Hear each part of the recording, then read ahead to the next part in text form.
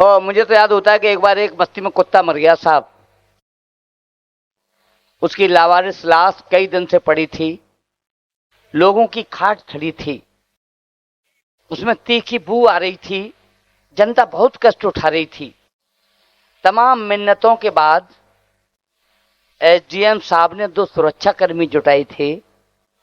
बेचारे पुलिस वाले मरे हुए कुत्ते को कंधों पर उठाए थे।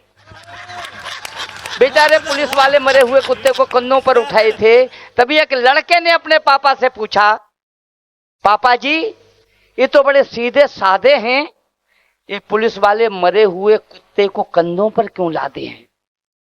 तो पापा जी बताते हैं, बेटा खानदान के लोग ही अर्थी में कंधा लगाते हैं। बढ़िया बढ़िया। ये जे थी। अब मैं अच्छा का अंदर भिजवाने का मूड है क्या?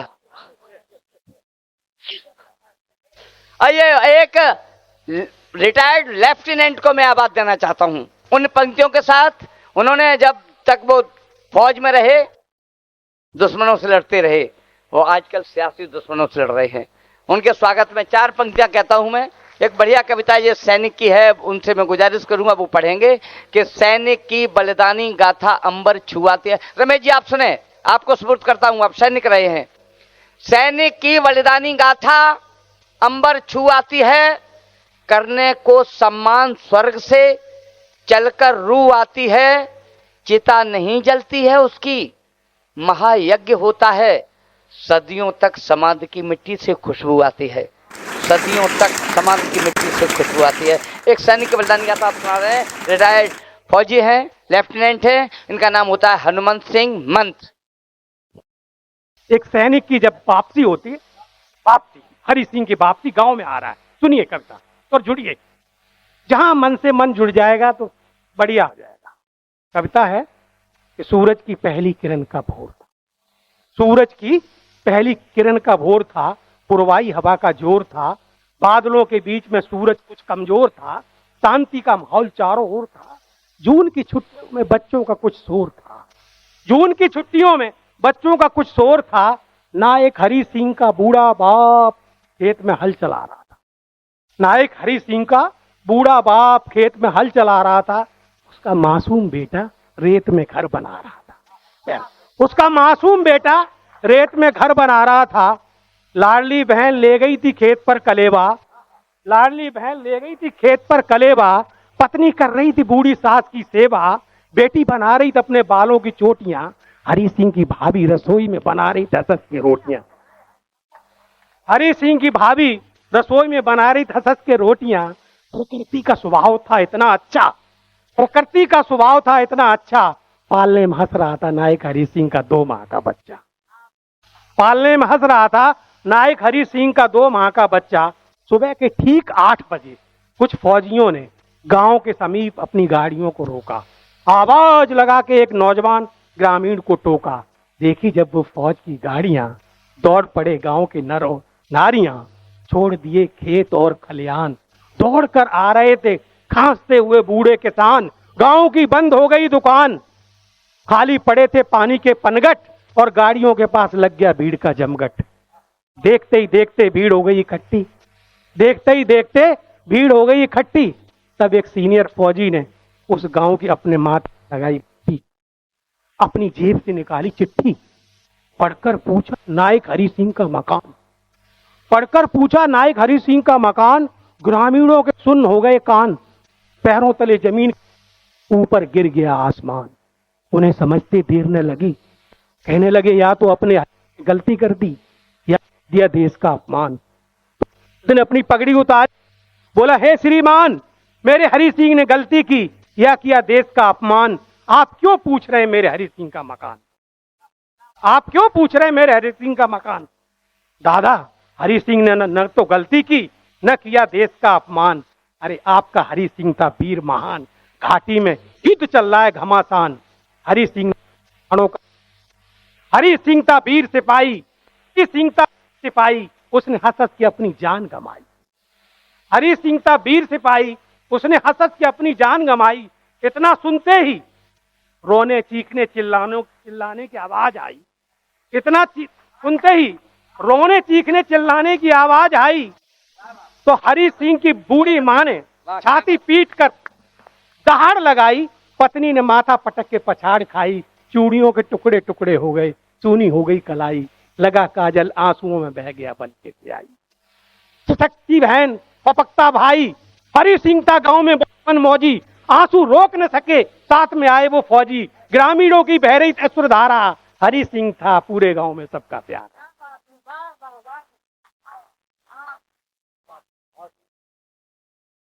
उदासी के माहौल में दद्दा, उदासी के माहौल में उदास से साधु सन्यासी महात्मा और संत कविता लिखते समय लाख मर्तबा अपने आंसुओं को पी गया हनुमंत। सांत्वना दे रहे थे गुरु और चेला, देखने वालों का लगा था भीड़ का मेला, देखने वालों का लगा था भीड़ का मेला।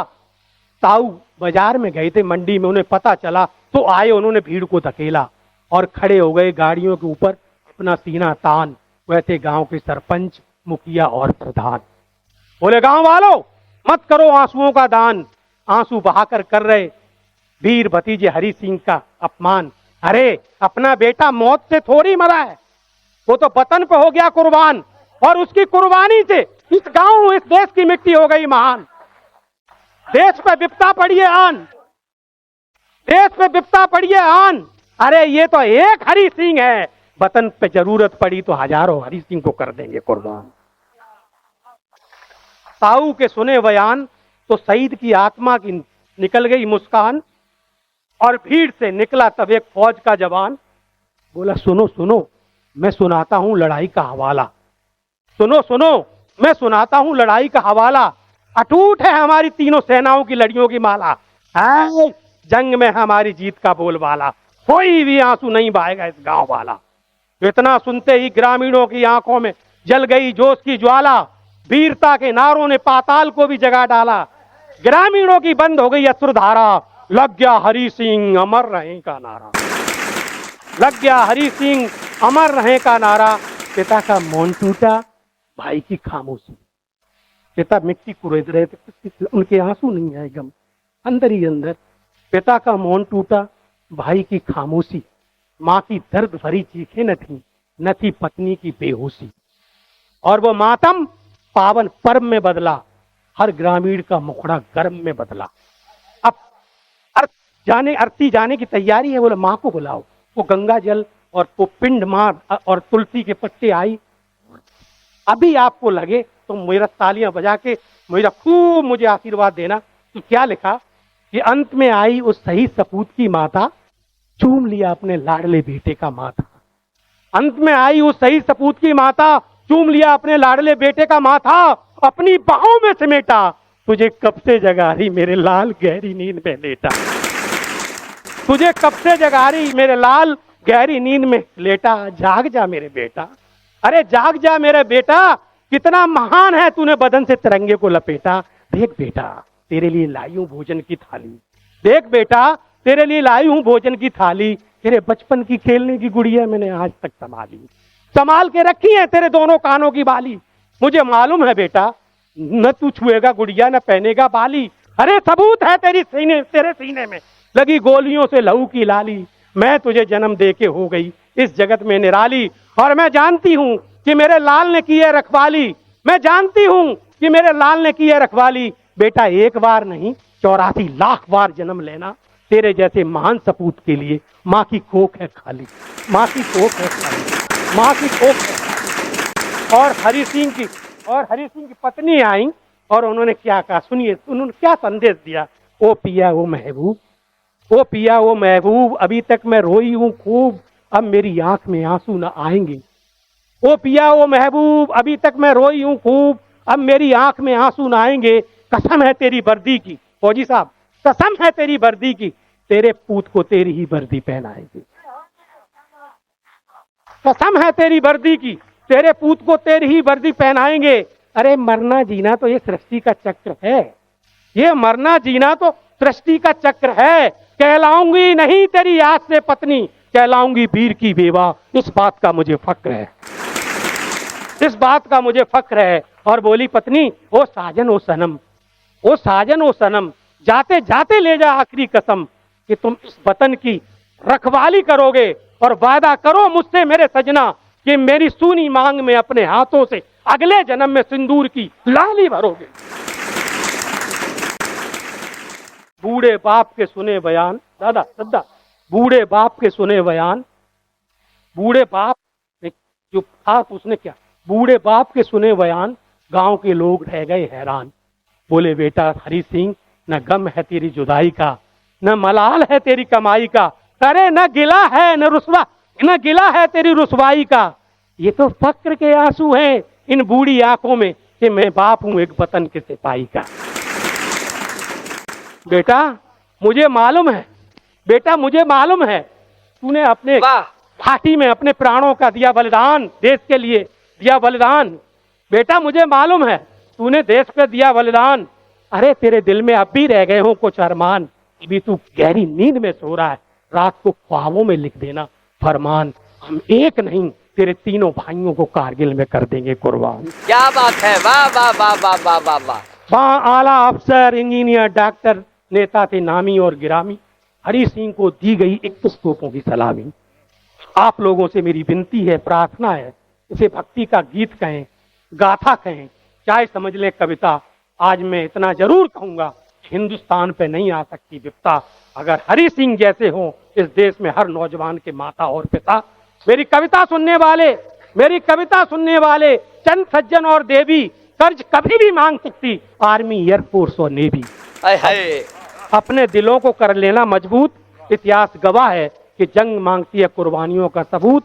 तब हंस के न्योछावर कर देना अपने पूत, और वतन का चुक जाएगा कर्ज के साथ सूद, और वो कहलाएंगे भारत माता के सपूत। जय हिंद, वंदे मातरम, वंदे मातरम। बहुत बहुत आपका धन्यवाद। मेहनत बहुत अच्छा। अगर आपको कविता अच्छी लगी हो तो एक बार जोरदार तालियां बजा दें, बता देंगे आपको कविता अच्छी लगी है। और ये थे रिटायर्ड लेफ्टिनेंट हनुमंत सिंह मंत, जो गुड़गांव से आए हैं हमारे पास। हमने इनकी कविता वीडियो उस पर सुनी थी यूट्यूब पे, हमने गुड़गांव से इन्हें बुलवाया और हम आपको साधुवाद देते हैं। आपने जैसा कर्म किया या जैसी आपने सेवा की वैसी कविता भी लिखी। और एक बार मुझे अब याद आती है वो 4 पंक्तियां साहब। एक फौजी की बॉडी को लेकर डीएम साहब, सांसद जी आए थे और उसकी पत्नी को एक ने 4 लाख का चेक दिया, एक ने 3 लाख का चेक दिया, तो उस पत्नी ने दोनों चेक फेंक दिए साहब। और उसने 4 पंक्तियां लिखी। उसने तो हिंदी गद्य में कहा, मैंने उसे पद में बदल दिया। उसने क्या कहा सोच सुन लेना साहब, कि झंडे में लपेट कर लेके आए लाश आप, जिंदगी का आता जाता बोध कहां से लाओगे। झंडे में लपेट कर लेके आए लाश आप, जिंदगी का आता जाता बोध कहां से लाओगे। नौकरी भी दोगे आप, दाम भी उड़ेल दोगे, पेट तो भरोगे मन मोद कहां से लाओगे। पेट तो भरोगे मन मोद कहां से लाओगे। हाथ है तो रोटियों की क्या कमी है बोलिए। आसमान वाला, जब यक्ष ने प्रश्न किया था युधिष्ठिर से कि आसमान से बड़ा कौन, युधिष्ठिर ने कहा था कि आसमान से बड़ा पिता। तो वो वहां से 4 पंक्तियां उठा रही है कि झंडे में लपेट कर लेके आए लाश आप, जिंदगी का आता जाता बोध कहां से लाओगे। नौकरी भी दोगे आप, दाम भी उड़ेल दोगे, पेट तो भरोगे मन मोद कहां से लाओगे। हाथ हैं तो रोटियों की क्या कमी है बोलिए। आसमान वाला उन्मोद कहां से लाओगे। और दुनिया की सारी खुशी बाजुओं में झूलती हैं, पुत्र को पिता की वाली गोद कहां से लाओगे। आपने आज का धन कर दिया साहब।